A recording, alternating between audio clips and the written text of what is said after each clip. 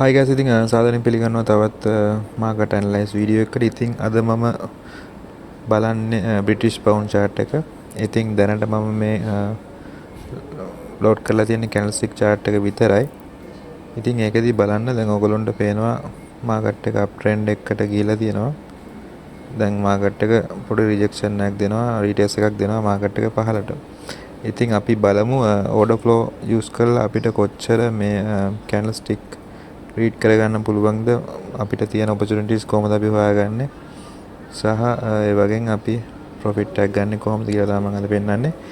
ඉතින් බලන්න දැන් මම මෙතන ඕඩර් ෆ්ලෝ ෆුට්ප්‍රින්ට් chart එක කියන්නේ ෆුට්ප්‍රින්ට් ඉන්ඩිකේටර් එක ඔන් කරනවා.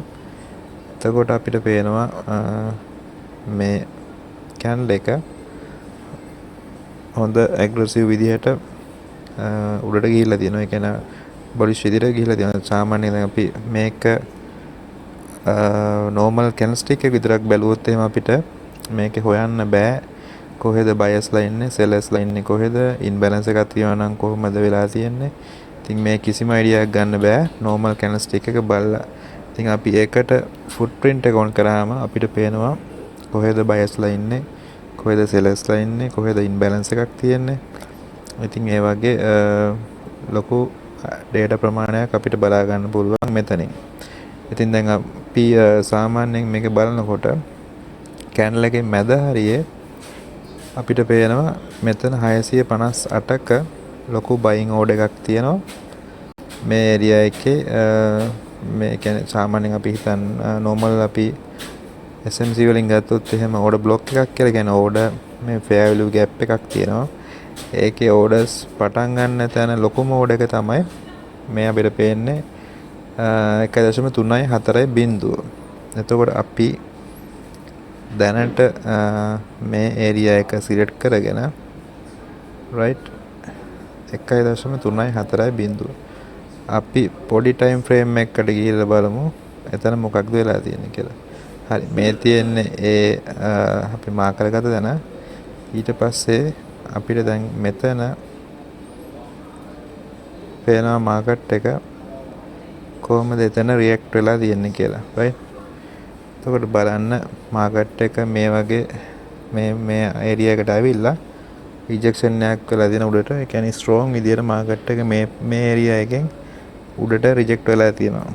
ඒ කියන්නේ අපිට ඒක හේතුව තමයි මෙතන කලින් හිටපු ඒ කියන්නේ ඒ බයස්ලා ඒගොල්ලෝ කැමති නෑ මාකට් එක එතනින් පහළට යනවට. ඒ හින්දා ඒගොල්ලෝ මේ වගේ රිජෙක්ෂන් එකක් දෙනවා අනිවාර්යෙන්. ඒ වගේ ලොකු බයස්ලා ඉන්න තැන් වලට මේක සෙලර්ස්ලා ඉන්න තැන උත් එහෙමයි.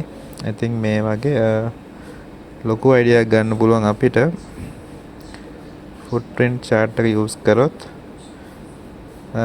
normal candlestick වලට එහාට ගිහිල්ලා. ඉතින් මෙන්න මේ බය තමයි.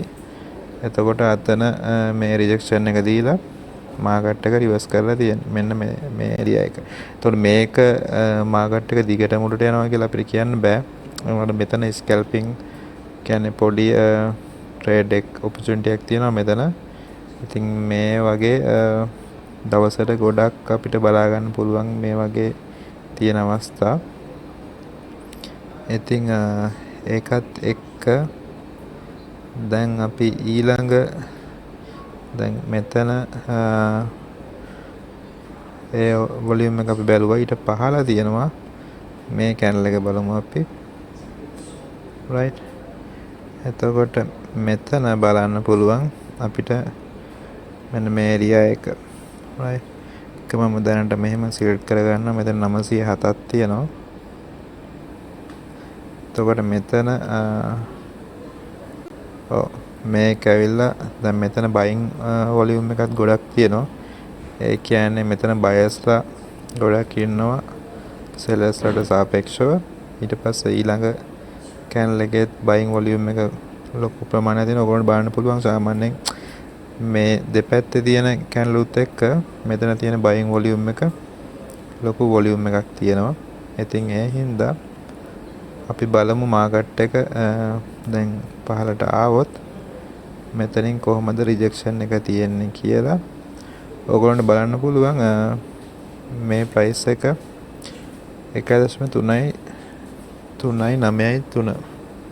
ඉතින් මෙන්න මේ ඒරියා එකට මාකට් එක එනකොට මොන වගේ රිජෙක්ෂන් එකක් දෙයිද කියලා ඔයගොල්ලන්ට බලන්න පුළුවන්. ඉතින් මේක බලන්න chart එකේ මාක් එකක් දාගෙන ට්‍රේඩ් කරන්න කියන්නේ මම මෙතන පොඩි නෝට් එකක් දාලා හරි ඇලර්ට් එකක් දාලා බලන්න මාකට් එක මොන වගේ රිජෙක්ෂන් එකක් මෙතන දෙයිද කියලා.